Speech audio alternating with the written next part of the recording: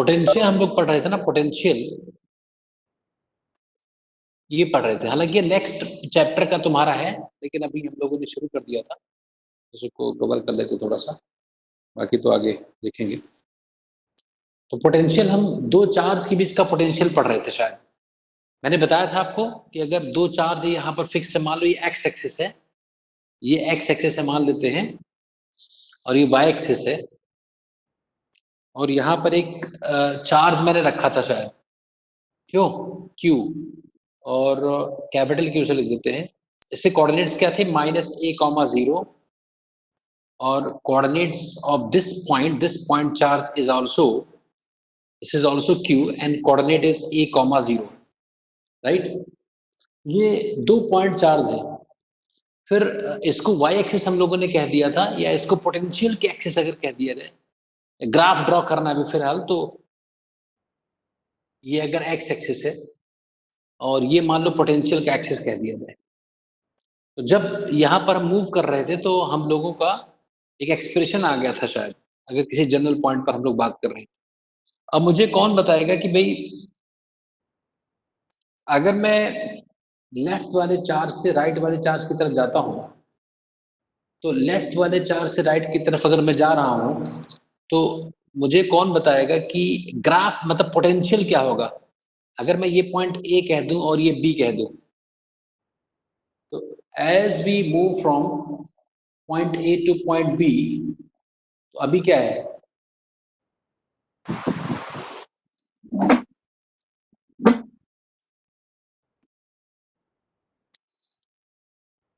एक minute, problem lock हो गई है क्या स्क्रीन।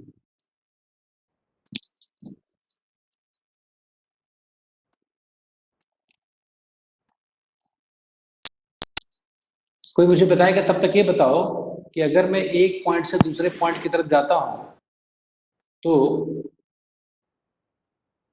तो ये पोटेंशियल बढ़ेगा कि घटेगा, क्या होगा, ये कौन बताएगा। एक मिनट में आता हूं इसको सेट करके।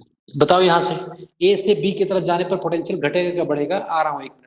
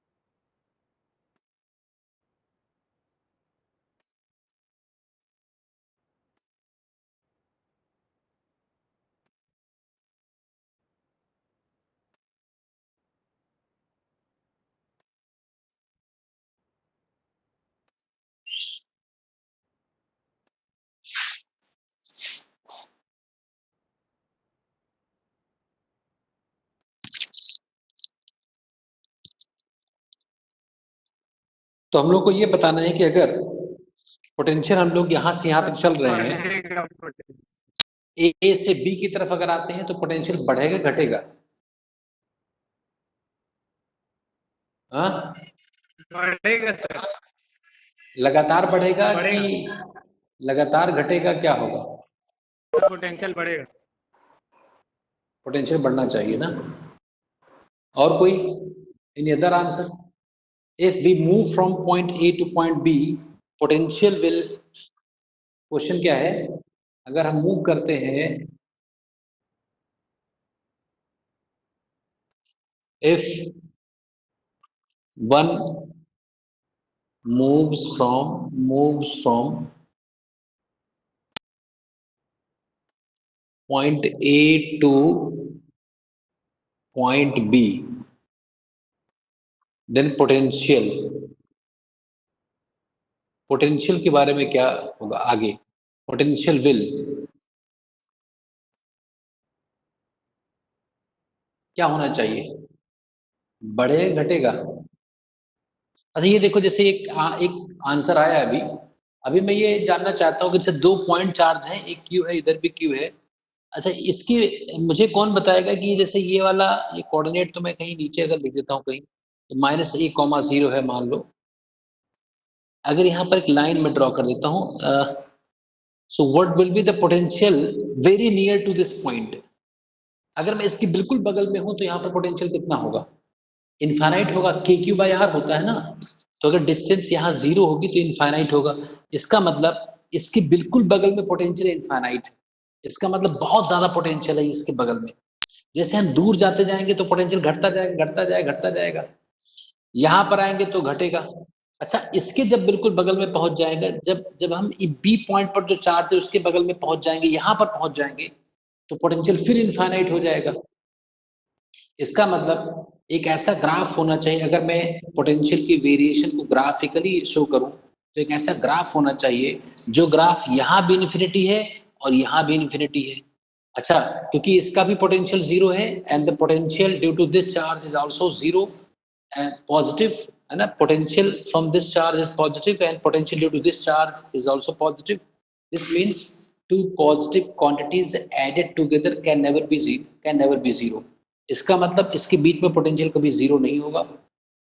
जैसे ही हम यहाँ पर पोटेंशियल इनफाइनाइट है, इसके बगल इनफाइनाइट है, घटेगा घटेगा घटेगा, 0 नहीं होगा, घटते घटते 0 नहीं होगा, सबसे कम होगा और फिर बढ़ना शुरू कर देगा, तो ग्राफ कुछ ऐसा होगा, अगर इसका देखा जाए तो ग्राफ ऐसा होगा, ये ग्राफ ऐसा होगा। तो ग्राफ से तुम्हें दिख रहा है कि potential first decreases then increases, the right option is potential will या potential first decreases then increases। Minima कहाँ होगा, पोटेंशियल मिनिमा कहाँ होगा, एट ओरिजिन ओ, वो पॉइंट पर मिनिमा होगा, तो पोटेंशियल घटेगा और फिर बढ़ेगा। इसके बगल में देखो यहाँ भी इनफाइनाइट होगा पोटेंशियल, और जब बहुत दूर चले जाएंगे तो फिर 0 हो जाएगा, तो अगर इसका ग्राफ ड्रॉ किया जाए, दूसरे एंड पर देखा जाए, तो एक ऐसा ग्राफ होगा जो ऐसा कुछ, इसके बगल में देखो पोटेंशियल बहुत ज्यादा होगा, और जैसे हम दूर जाते जाएंगे सिस्टम से वैसे पोटेंशियल घटता जाएगा, तो इनफाइनाइट पर जाकर पोटेंशियल 0 हो जाएगा। ऐसे ही इधर अगर देखा जाए तो ऐसा ही ग्राफ इधर भी मिलेगा, ऐसा ग्राफ होगा, पोटेंशियल वर्सेस एक्स का ग्राफ ऐसा होगा। तो अगर हम माइनस इंफिनिटी से चलते हैं, तो माइनस इंफिनिटी से as we move from minus infinity to charge Q placed at A, the potential will increase, केवल बढ़ेगा।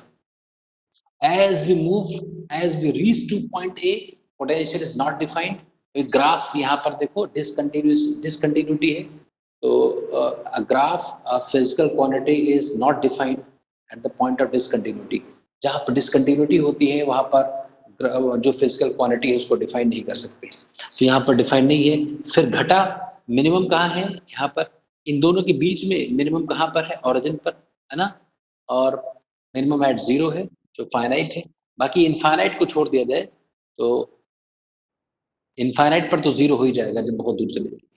इसमें किसी को कोई डाउट है क्या,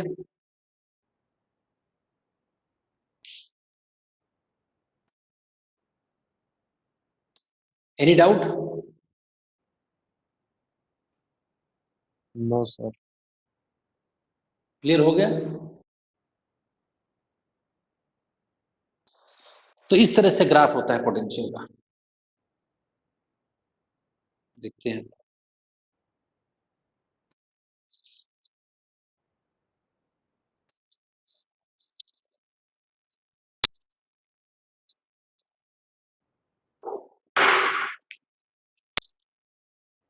एक क्वेश्चन में लिख रहा हूं, इसको घर से ट्राई करना है।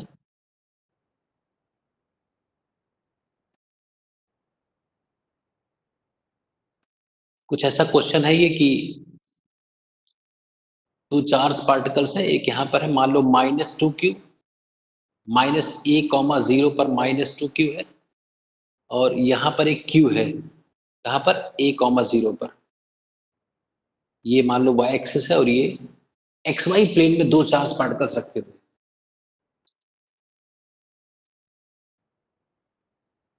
Find the locus of all points in xy plane where total potential will be 0। हमें वो पॉइंट तलाशने हैं। We have to search those points in xy plane where net potential due to the two charges is always equal to 0। हमें ऐसे कितने points मिल सकते हैं जहां पर इन दोनों का पोटेंशियल 0 होगा? उन सारे पॉइंट्स में कोई सिमेट्री है क्या? क्या कोई समानता है क्या? हमें ये पता करना है। तो ये एक होमवर्क के लिए क्वेश्चन है, इसको ध्यान में रखना है। अब एनसीईआरटी का जो पहला चैप्टर है उसमें एक सब टॉपिक बचा हुआ है। इनफैक्ट दो टॉपिक्स बचे हुए हैं, तो दो तीन टॉपिक्स उसको निपटाते हैं। पोटेंशियल नेक्स्ट टॉपिक का था लेकिन बीच में आ गया है, तो इसको हम लोगों ने कवर कर लिया है। तो थोड़ा और भी इसको डिटेल में हम लोग पढ़ेंगे सेकंड वाले पार्ट में। ये क्वेश्चन सबने लिख लिया होगा।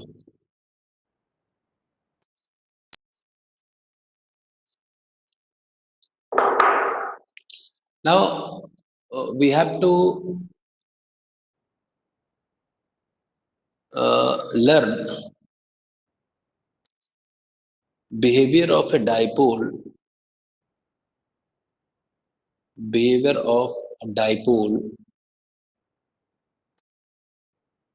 placed in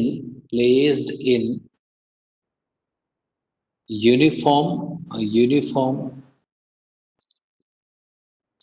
electric field। ये हमें पढ़ना है। तो बहुत बढ़िया। जैसा कि जो कंडीशन है, जो रिक्वायरमेंट है इस हेडिंग की, उसको मैं ड्रॉ कर देता हूँ।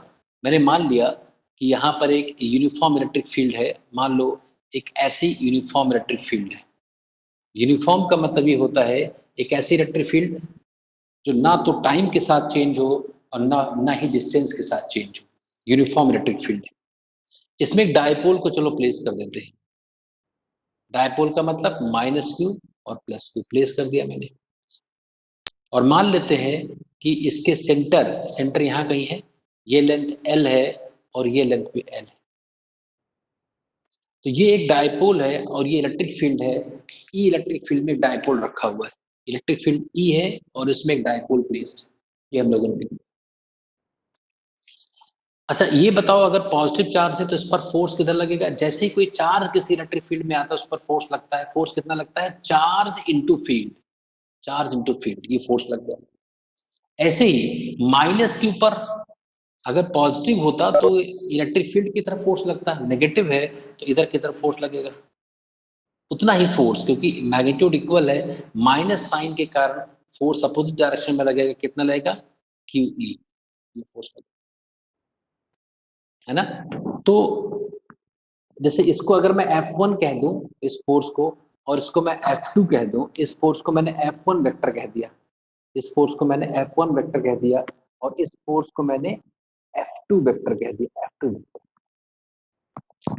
तो भले ही वेक्टर्स ना, vectors are in opposite direction, so we can not say that these two vectors are equal, but the fact is that the magnitude is equal. दोनों का मैग्नीट्यूड इक्वल है ना, तो नेट फोर्स कितना होगा? तो F नेट कितना होगा? F1 vector plus F2 vector, and this comes out to be 0। क्योंकि है ना, ये +q, ये -q है, नेट फोर्स कितना होगा? 0। यहां से कंक्लूजन हम लोगों ने सीख लिया कि the net force on a dipole placed in uniform electric field is always zero, is always zero, हमेशा जीरो होगा, हमेशा जीरो होगा, आपको दिखाई पड़ रहा है। लेकिन कंडीशन क्या है, फील्ड कैसी होनी चाहिए, यूनिफॉर्म होनी चाहिए। अब दूसरी बात है भाई, क्योंकि लिख दोगे ना यहाँ पर, क्योंकि ये F1 और F2 क्या है, सिंस जीरो कैसे है, F1 vector is equal to minus F2 vector, यहाँ लिख देना, जीरो हो गया। अब प्रॉब्लम क्या होगी, अभी हम कंसीडर करेंगे कि जब नॉन यूनिफॉर्म मैग्नेटिक फील्ड होगी, तो let us consider the case when the field is non uniform. मान लेते हैं कि फील्ड नॉन यूनिफॉर्म है। नाउ लेट अस से if electric field is non uniform, non uniform, non uniform है तो क्या होगा, यूनिफॉर्म है, यूनिफॉर्म का मतलब हर जगह इक्वल है, मैग्नीट्यूड वाइज, डायरेक्शन वाइज, हर जगह राइट की तरफ है और सेम मैग्नीट्यूड का है। तो अगर ऐसा है तो हर जगह ये ऐसा होगा। अब अगर ऐसा ना हुआ और हम देखना चाहते हैं कि अब नेट कितना होगा, तो कैसे निकालेंगे, तो भाई नॉन यूनिफॉर्म में कैसे निकालेंगे, ध्यान से देखना। अब क्या है, मान लो एक ऐसी फील्ड है, ये मैंने एक ऐसा बना दिया, या उधर भी फिगर बना देता हूँ, लिख लिया सबने इतना, नोट कर लिया।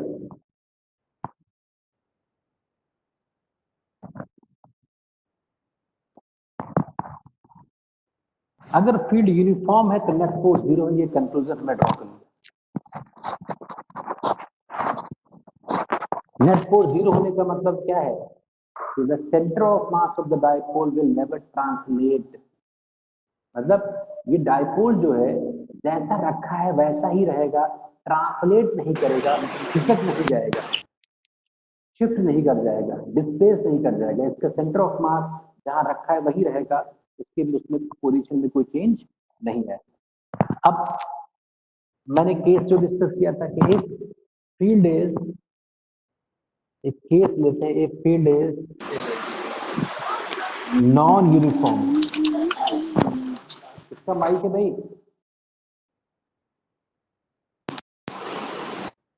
माइक ऑफ करो।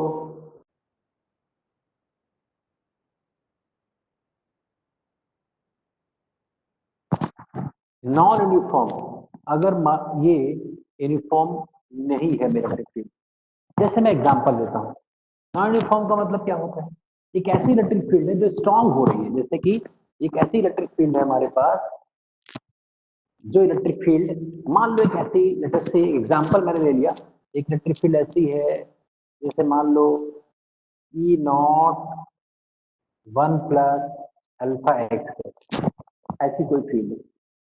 ये फील्ड देख करके समझ सकते हो कि जैसे जैसे एक्स बढ़ेगा फील्ड स्ट्रांग होती जाएगी।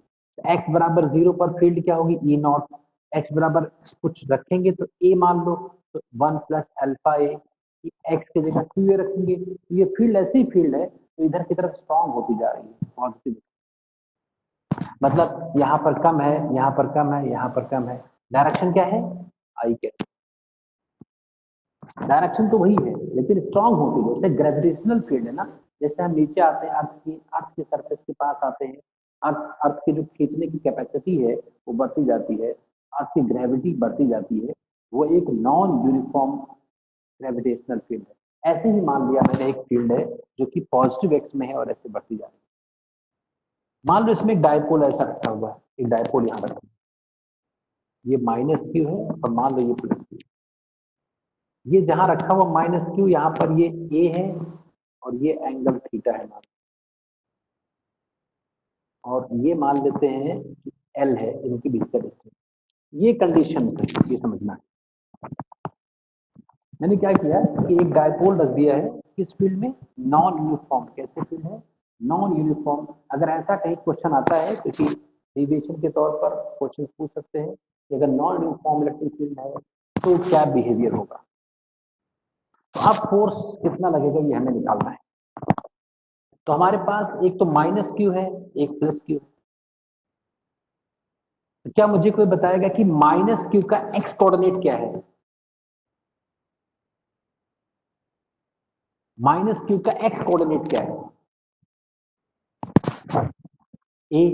ए कॉमन 0। माइनस क्यू का एक्स कोऑर्डिनेट क्या है? एक्स एक्सिस पर ये वैल्यू क्या है? ए है। और प्लस क्यू का एक्स कोऑर्डिनेट क्या है, मुझे कोई बता सकता है क्या? प्लस क्यू ये कितना है? एक्स कोऑर्डिनेट कितना है? What is the x coordinate of plus Q charge? बोलो, तो बताएगा?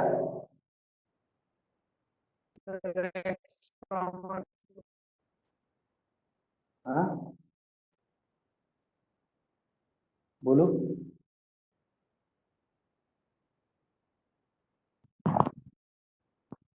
ये ट्रायंगल सबको दिखा है? ट्रायंगल अगर ये राइट एंगल, ये डिस्टेंस कितना होगा? एल कॉस थीटा होगा कि नहीं? यस ये क्या हो गया? ए प्लस एल कॉस थीटा। भाई ये सब है कोर्स में, ऐसा नहीं है कि पूछ लेगा। सबसे पहले जब भी किसी नॉन यूनिफॉर्म इलेक्ट्रिक फील्ड में डायपोल के ऊपर फोर्स निकालना हो तो दोनों चार्ज का कोऑर्डिनेट लिख लेना चाहिए। वी हैव टू स्पेसिफाई क्या? The coordinate of the two charge particles place in the plane, जहां रखे हुए हैं हमें यहाँ लिख लेना चाहिए। तो लिख लिया हमने। What is x coordinate of minus Q? यहाँ है, ये एक्स टू कितना है? ए प्लस एल। यहाँ तो सबको क्लियर है? बताओ, इलेक्ट्रिक फील्ड प्लस क्यू वाली जगह पर स्ट्रांग होगी कि माइनस क्यू वाली जगह पर स्ट्रांग होगी? कहां पर इलेक्ट्रिक फील्ड स्ट्रांग होगी? जहां पर प्लस क्यू है कि माइनस क्यू? प्लस क्यू, क्योंकि फील्ड जो है वो एक्स के साथ स्ट्रांग होती जा रही है। जहां पर प्लस क्यू है ना, वहां पर ज्यादा फील्ड होगी तो ज्यादा फोर्स लगेगा। फोर्स कितना होता है? चार्ज। चार्ज कितना है? Plus Q. और जहां पर चार्ज है वहां पर फील्ड कितनी होगी? E naught 1 plus alpha a plus l cos theta. X की जगह मैंने, जैसे फील्ड ये है ना, तो जहां कहीं भी हमें फील्ड फील्ड देखो, फील्ड हमें निकालना हो कहीं पर, इस पूरे प्लेन में कहीं फील्ड निकालना हो, तो जिस पॉइंट पर हमें फील्ड की वैल्यू चाहिए वहां पर एक्स की वैल्यू पता करते हैं। एक्स की वैल्यू हमें पता चल गई, तो 1 प्लस एल्फा। यहाँ पर एक्स की वैल्यू क्या है? ए प्लस एल कॉस थीटा। तो हमने इस एक्स को यहाँ रख दिया, तो क्यू वाली जगह पर फील्ड की वैल्यू पता चल गई। कोई डाउट? Any doubt? तो जहां पर ये एक्स लिखा था ना, मैंने प्लस क्यू के एक्स को यहाँ पर कॉपी कर लिया। ये फील्ड है। कहां पर फील्ड? प्लस क्यू वाली फील्ड। जहां पर माइनस क्यू है, माइनस क्यू पर फील्ड के अपोजिट फोर्स लगता है, तो यहाँ पर मैंने मान लिया F2 फोर्स लग रहा है। F2 फोर्स कितना होगा भाई? F2 कितना होगा? क्यू लेफ्ट, अब माइनस क्यू मत करना, लेफ्ट में मैंने दिखा दिया है, तो माइनस का रोल खत्म हो गया। चार्ज इंटू, जहां पर माइनस क्यू है वहां पर फील्ड कितनी है? वहां पर फील्ड होगी ई नॉट 1 प्लस एल्फा ए लेफ्टवर्ड्स, है ना? इसको अगर प्लस कह दिया जाए, अब ये राइट लेफ्ट दिख ही रहे हैं, तो नेट फोर्स क्या होगा? तो नेट फोर्स अगर हमें निकालना है, नेट फोर्स F1 ज्यादा होगा, F2 कम होगा, तो घटा दिया जाए, नेट फोर्स आ जाएगा। एफ नेट की वैल्यू अगर मैं सब्ट्रैक्ट कर दूं तो क्या है? F1 क्या है? क्यू ई नॉट, मैं ब्रैकेट को ओपन कर रहा हूं, plus Q E not alpha,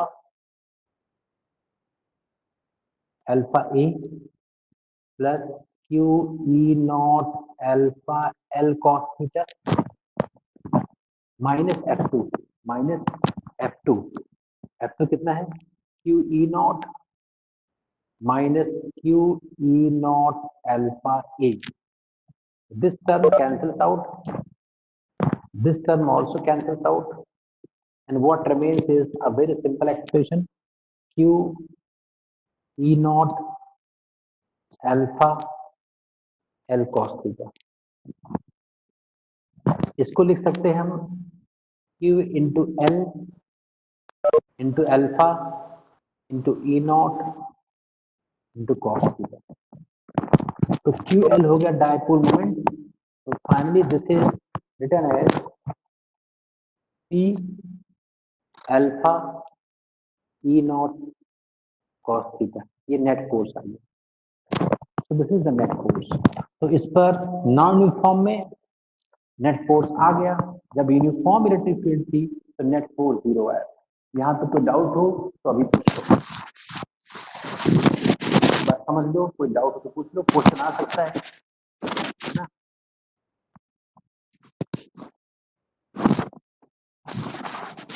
doubt. हम लोग क्या पढ़ रहे हैं?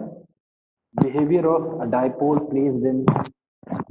अभी तो यूनिफॉर्म था हेडिंग, लेकिन अगर नॉन यूनिफॉर्म हुआ तो कैसे क्या करना है ये मैंने आगे कोशिश किया। Any doubt?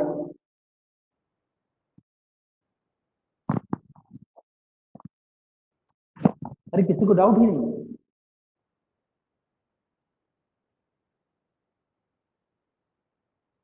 बोलो भाई, बच्चे बताओ, रब कर दूं?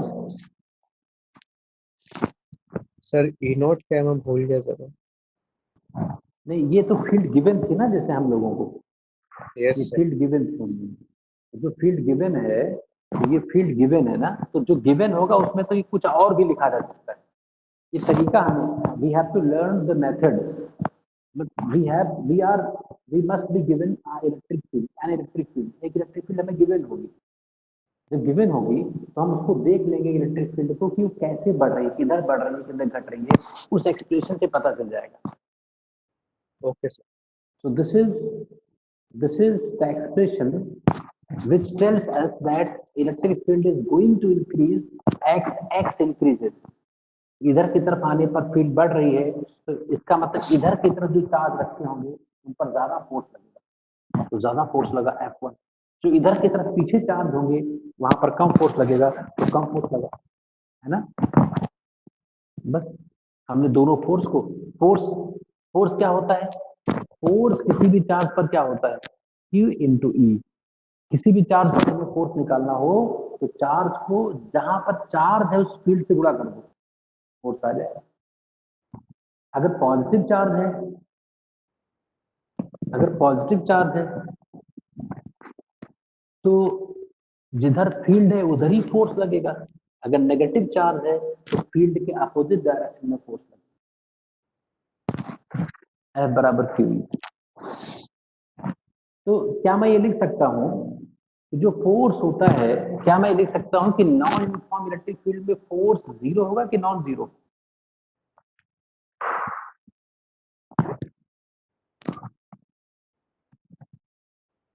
इंपॉर्टेंट कंक्लूजन क्या आ गया?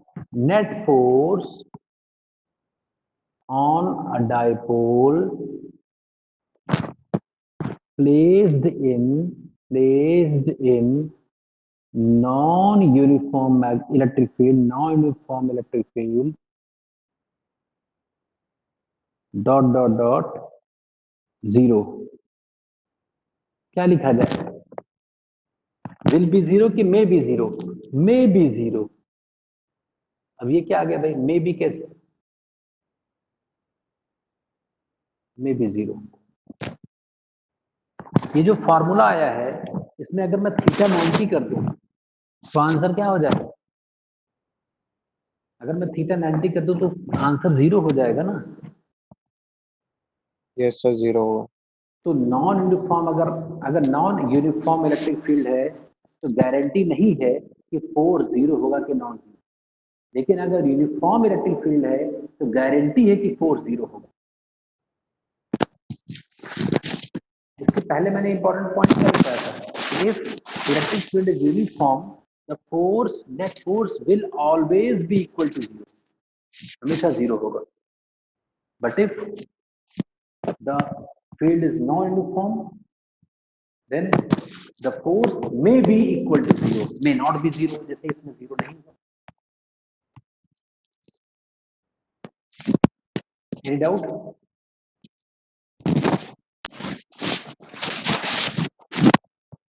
Any doubt? नो देख लो सर। एक बार और समझ लो, पूछ लो। इंपॉर्टेंट कंक्लूजन्स क्या है कि हमने समझ लिया कि अगर इलेक्ट्रिक फील्ड कैसी है, नॉन यूनिफॉर्म इलेक्ट्रिक फील्ड है, तो नेट फोर्स जीरो भी हो सकता है, नॉन जीरो भी हो सकता है। लेकिन अगर फील्ड यूनिफॉर्म है तो पक्का क्या है, फील्ड क्या होगी हमेशा, फोर्स, नेट फोर्स क्या होगा, हमेशा जीरो होगा।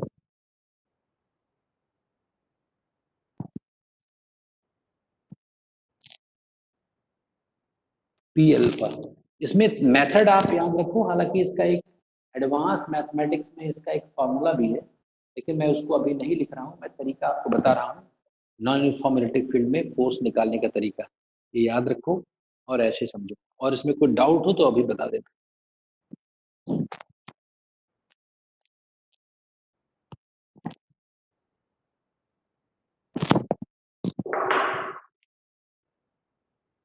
Next is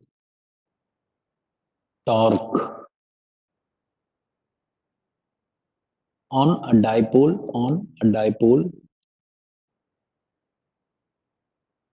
placed in let us say uniform electric field. Uniform पढ़ लेते हैं ना, यूनिफॉर्म पहले देखते हैं ये क्या होता है, देखते हैं, हमें पता करना है।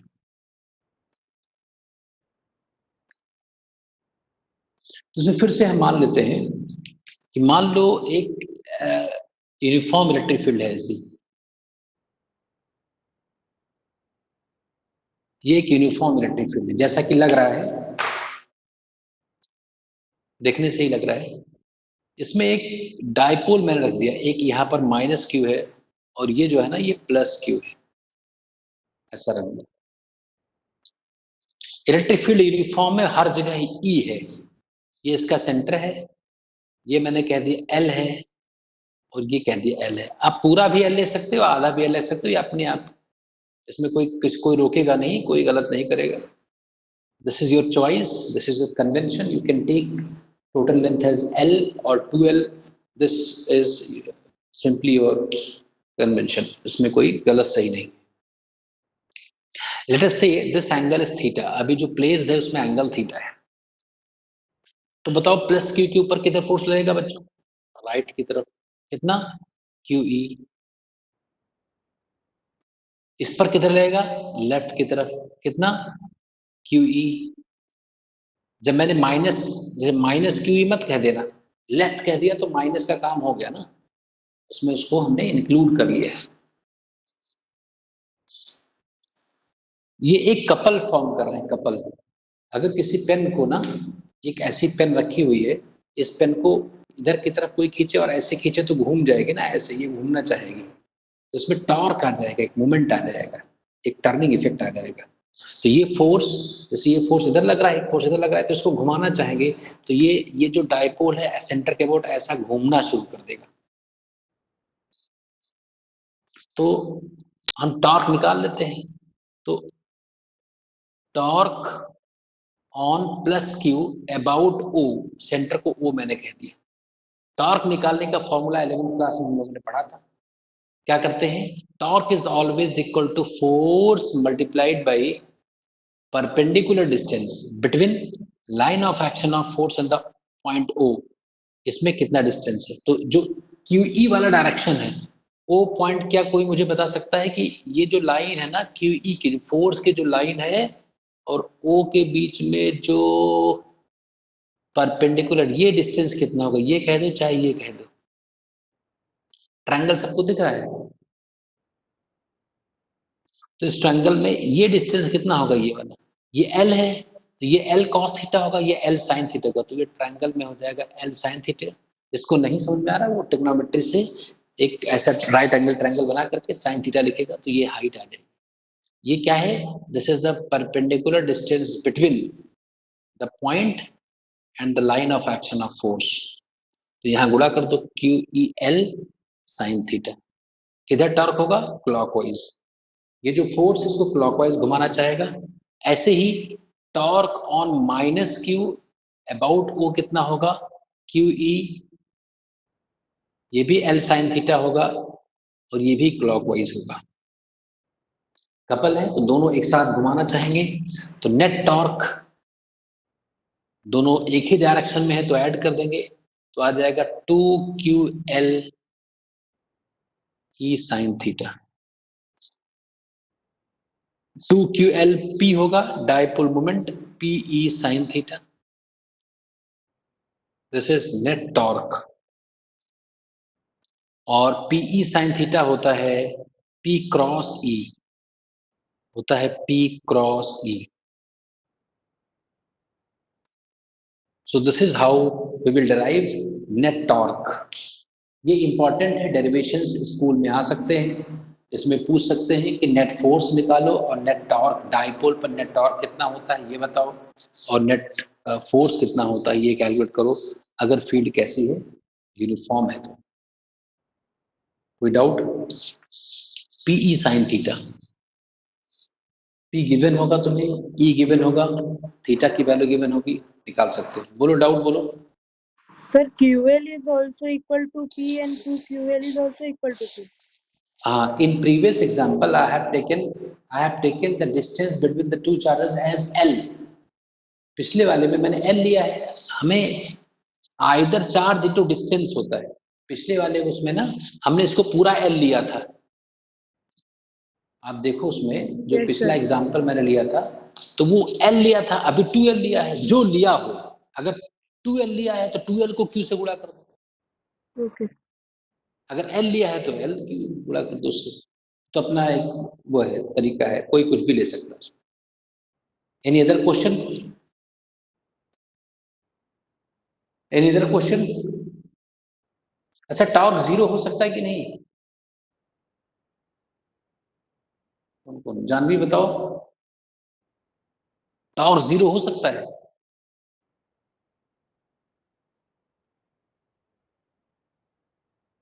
Yes sir. कब? सर जब दोनों का एंगल 0 डिग्री है।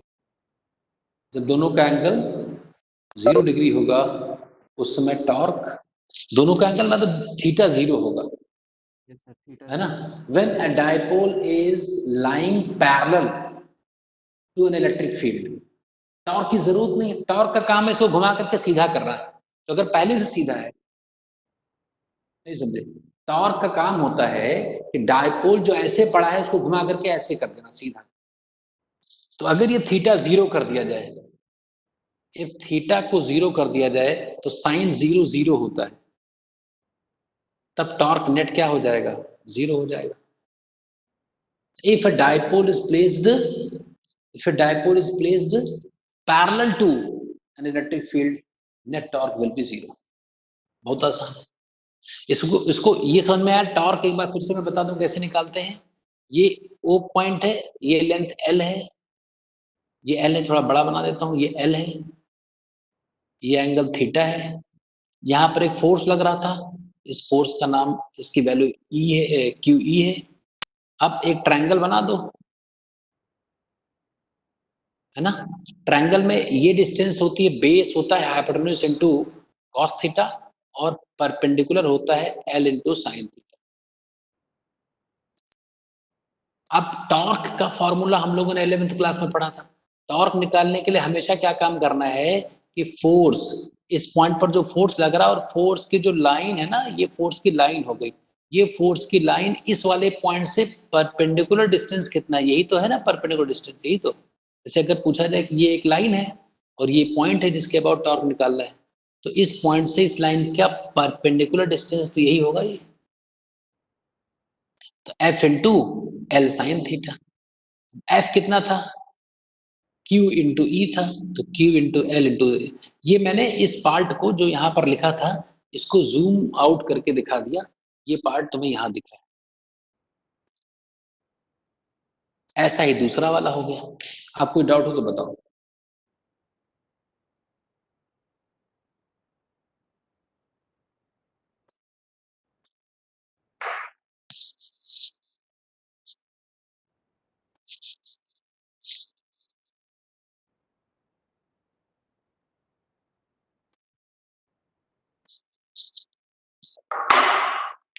तो आज के डिस्कशन में इंपॉर्टेंट कंक्लूजन हमने क्या ड्रॉ किए?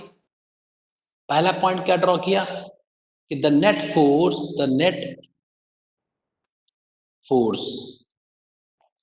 on a dipole placed in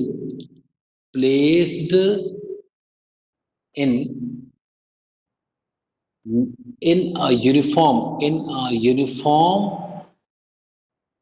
electric field is क्या ऑलवेज जीरो। सोचना ही नहीं है, ऑलवेज जीरो। पहला पॉइंट ये कंक्लूजन हम लोग ड्रॉ किया था आज के डिस्कशन से। इसको मैं बता रहा हूं क्या क्या हुआ। ये हमेशा जीरो होगा। दूसरा पॉइंट हम लोगों ने क्या डिस्क्राइब किया कि the net force on a dipole placed in, बच्चे क्या करते हैं ना, जैसे वो ये समझते हैं कि यूनिफॉर्म वाले में जीरो था तो नॉन यूनिफॉर्म में नॉन जीरो होगा, वही गलती हो जाती है। Net force on a dipole placed in a non-uniform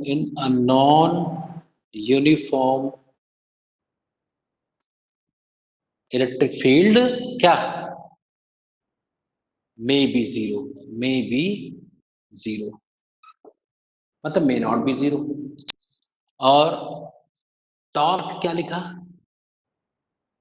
the net torque on a dipole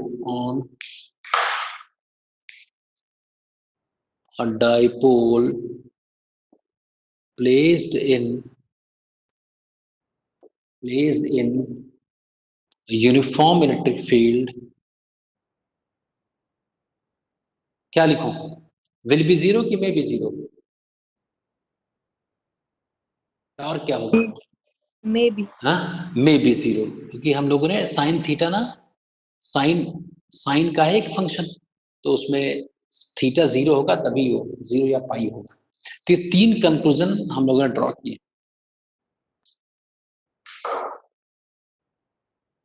So this is the behavior of a dipole placed in external electric field.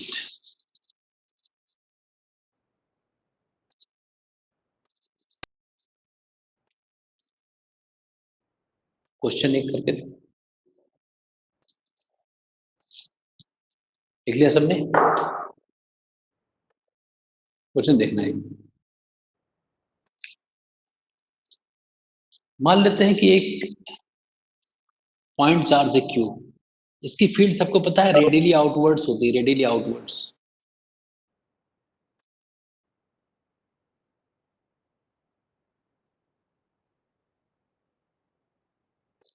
Radially outwards. इसमें अगर किसी dipole को रख दिया, dipole को मतलब ऐसे नहीं, मतलब तुम्हें ये बताना है ये एक पॉइंट चार्ज है, मुझे कौन बताएगा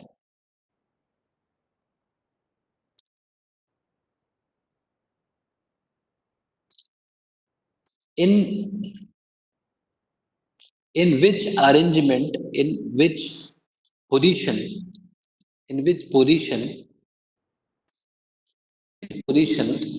a dipole be placed, पहले की बात है, a dipole be placed in the electric field produced by a point charge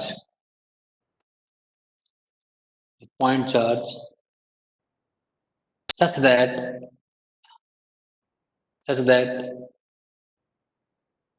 it experiences zero force, zero net force.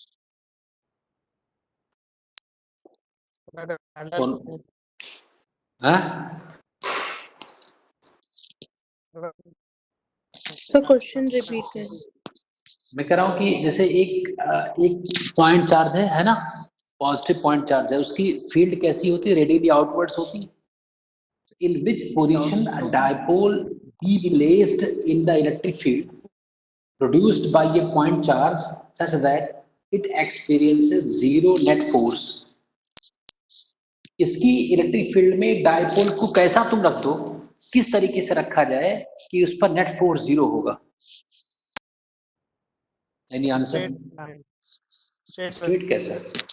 Straight straight तो ऐसा, ये भी तो स्ट्रेट है, ये भी तो स्ट्रेट है, ये भी तो स्ट्रेट है, ये भी तो स्ट्रेट है। So we we may have infinite.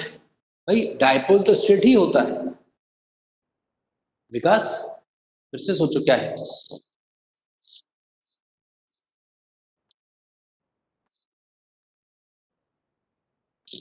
Any answer? So parallel to the lines of electric. गड़बड़ हो जाएगा। हाँ बोलो जानवी। हाँ बोलो बोलो।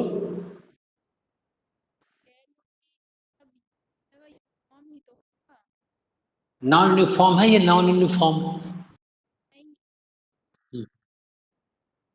चार्ज की पॉइंट चार्ज की इलेक्ट्रिक फील्ड होती है, नॉन यूनिफॉर्म होती है, क्योंकि जैसे हम दूर होते जाएंगे वैसे फील्ड घटती जाएगी ना।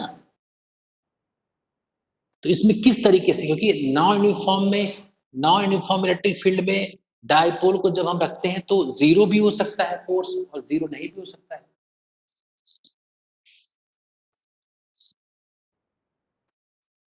बोलो जानवी। सर परपेंडिकुलर रखेंगे क्या पॉइंट चार्ज? सेंटर पे। नहीं, डायपोल सेंटर पे पूरा पूरा कैसे रख दोगे? डायपोल तो एक एक्सटेंशन है ना बेटा, इसलिए डायपोल है। So how a dipole can be placed at the centre. तो सेंटर पे किस तरीके से, ऐसे कि ऐसे कि ऐसे कि परपेंडिकुलर ऐसे, परपेंडिकुलर ऐसे रख दिया जाए? तो लाइंस ऐसे भी तो आ रही है ना। परपेंडिकुलर कैसे है? जैसे स्फीयर के सेंटर पे रखना है, ये जो लाइंस आ रही है वो कितने एंगल में आ रही है? इधर बाहर भी तो आ रही है। तो परपेंडिकुलर का मतलब क्या होगा? जैसे ऐसे अगर रखा जाए तो लाइंस के पैरेलल है कि परपेंडिकुलर, बताओ। अगर ऐसा रखा जाए तो लाइंस के पैरेलल है कि परपेंडिकुलर? परपेंडिकुलर नहीं पैरेलल। नहीं भाई, लाइंस ऐसी भी तो आ रही थी, मैं दिखा नहीं पा रहा हूं ना लाइंस। तो इस वाली लाइन हाँ के सर पैरेलल है पैरेलल ना, और पैरेलल इसके होगी। परपेंडिकुलर है। हाँ तो क्या आंसर होगा? जो पास आउट बच्चे इसमें बैठे हुए बताएं, जो 12वीं पास कर चुके हैं, जो रिपीटर वाले बैच के लिए भी बैठ रहे हैं इसमें, अभिसार, श्रेया, बताइए आप लोग।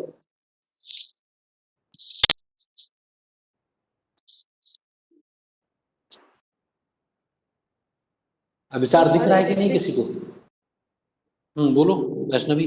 सर हर इलेक्ट्रिक फील्ड के परपेंडिकुलर मतलब लाइन। हर इलेक्ट्रिक फील्ड के परपेंडिकुलर रख कैसे पाएंगे, वो सीधा है ना। जैसे नहीं समझे, जैसे एक के तो यहां रख सकते हैं जैसे परपेंडिकुलर, जैसे मान लो ऐसे में रख दो ऐसा, तो जो यहां पर जा रही होगी ना ऐसे करके ऐसे, तो यहां वाले पर फील्ड मान लो ये माइनस क्यू, ये मान लो ऐसा रख दिया ना, क्यों? मान लो ऐसे रख दिया जाए, ये माइनस क्यू है, ये प्लस क्यू है, तो प्लस क्यू पर इधर लगेगा और माइनस क्यू पर इधर लगेगा। तो क्या दो फोर्सेस आपस में जीरो हो सकते हैं इस टाइप के? भाई एक इधर लग रहा है, एक इधर लग रहा है, तो जीरो नहीं हो पाएगा ना। जीरो होने के लिए फोर्स का अपोजिट होना जरूरी है, ये अपोजिट नहीं है ना। देखो कुछ Yes. एंगल पर टिल्टेड है, तो ये भी नहीं सही है। देखते हैं कौन सही बताएगा। So this is a very interesting problem in our sheet. जो हम लोग शीट, जो हमारी आईटी की शीट है, उसमें एक इंटरेस्टिंग प्रॉब्लम है, and most of the cases student do not answer it correctly. जो बच्चे आईआईटीज में हैं उन्होंने पहली बार भी में भी सही नहीं बताया था इसको। So let's see who can give the answer correctly.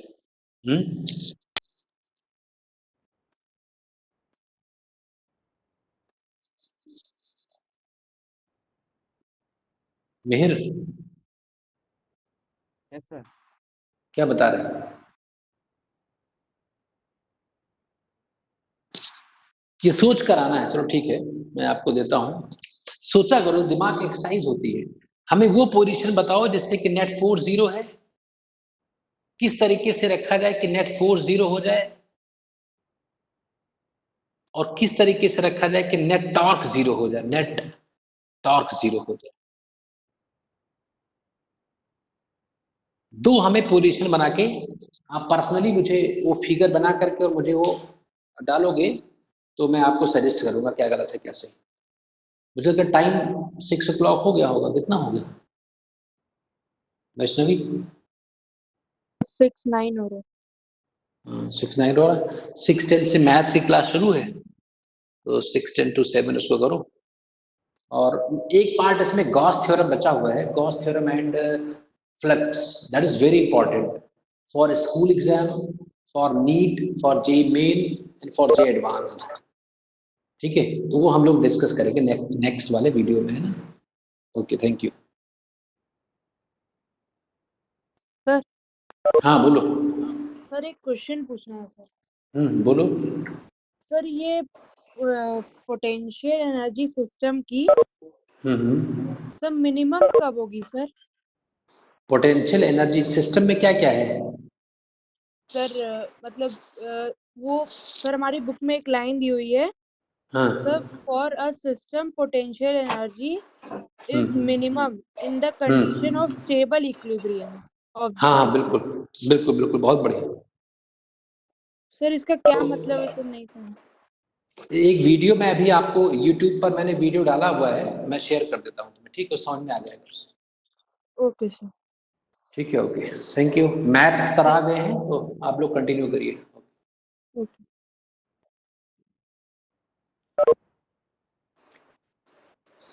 क्या ब्रेक लेंगे 2-4 मिनट का?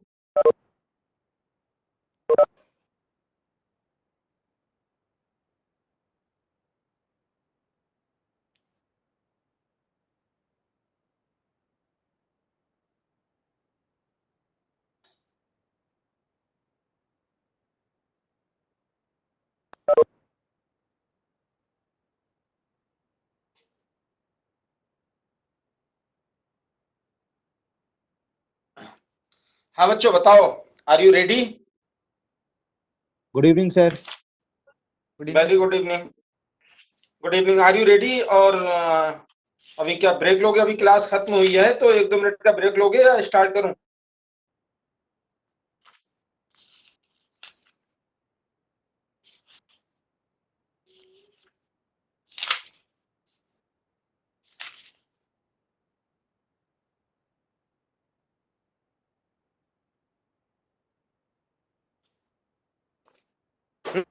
लास्ट क्लास में क्या कराया था, कोई बताए?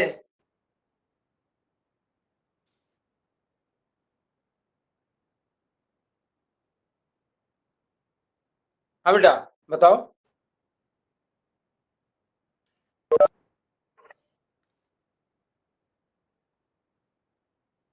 हेलो,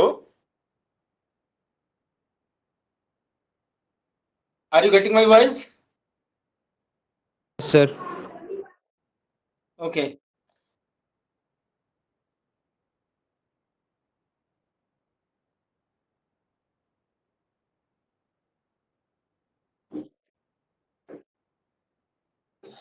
लास्ट क्लास में मैंने बताया था 1 to 1 मैनी टू 1 को चेक करने का तरीका, ऑन टू इनटू को चेक करने का तरीका। 1 to 1 मैनी टू 1 को चेक करने के दो तरीके बताए, एक एनालिटिकल मेथड, एक graphical method. Onto into को चेक करने के एक तरीका बताया कि रेंज आप निकालेंगे, गिवन कोडोमेन से कंपेयर कराएंगे, रेंज आप निकालेंगे